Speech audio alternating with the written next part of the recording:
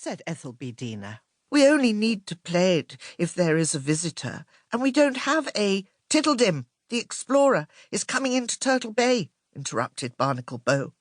"Granny Gull is baking cakes, and we need the Bottleramma." "It was put away ages ago," said Ethel. "I've forgotten where. First they searched the fish hospital. Then they searched the Garden of Wonders, where they found one green bottle, which was part of a water fountain." "I do hope we don't have to use that one," said Ethel B Dina. "It looks so pretty in the fountain." Finally, in a cupboard in the library, they found the Bottleramma. It was a sad sight, with only 2 bottles left. "I think," said Barnacle Bow, "things looked better before we found it." "How's that?" asked Ethel B Dina. "Because before we found it, there was still hope it might have a full set of 10 green bottles instead of just 2. He sighed. "And even if we had 10 green bottles, they'd be no good with this broken old instrument." "You're right," said Ethel B Dina. "But if we could find 10 green bottles, Spokes could make a new one." "Not in time for Tiddledum's arrival." "We mustn't give up," said Ethel B Dina. "It might still be possible. Spokes is a wonder. Where there's a will, Tindims always find a way.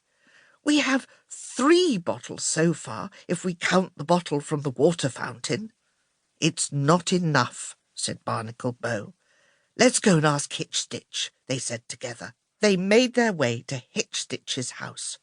Hitch-Stitch was fond of glass bottles, especially those with messages inside them. Unfortunately, she only had one left, a pretty little green bottle that was old and magical. "It will sound lovely in a Bottleramma," she said. "4 is not enough," said Barnacle Bow again. "We need to find another 6 bottles, and time is not on our side." Hitch-Stitch thought for a moment, then said, "Maybe Jug and Mug have one, or Captain Spoons and Admiral Bonnet, or Spokes," said Ethel B Dina. "There's Broom as well," said Barnacle Bow. So off they went as fast as Tindim legs would let them. They were on their way to see Broom, the gardener, when they saw Pinch, Skittle's furry-purry pet. He was with the Purtle, who he had looked after since it was a chick. Now it was nearly a full-grown bird, and small it wasn't. "Oh, my still and sparkling darling," said Ethel B Dina, "we are in search of 6 green glass bottles.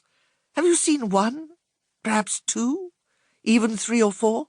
5 would be fabulous. And 6, well, 6 bottles would be just what we need."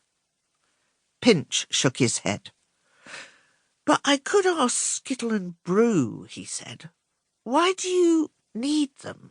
Ethel B Dina told him. "You mean," said Pinch, "that Tiddledum, the explorer's ship, is coming into Turtle Bay, the same Tiddledum who wrote the book?" "Yes," said Hitch-Stitch.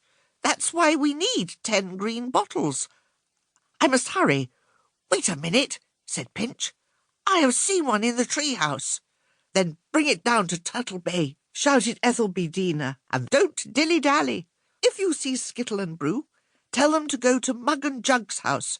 Perhaps they have one." "Will do," said Pinch, who thought that this was the most exciting thing to have happened since his own turtle tangle adventure. Off he went, bounding along the path towards the tree-house, with the Purtle hurtling behind him. Chapter 3, where Pinch goes to tell Skittle and Brew what is happening, but the Purtle has other ideas. The tree-house was high up in the ruru trees. It was most probably the best tree-house ever in the whole vast sea of everything. That's what Skittle and Brew thought. Spokes had built it out of driftwood. It had taken him quite a long time to collect so much wood. Wood, unlike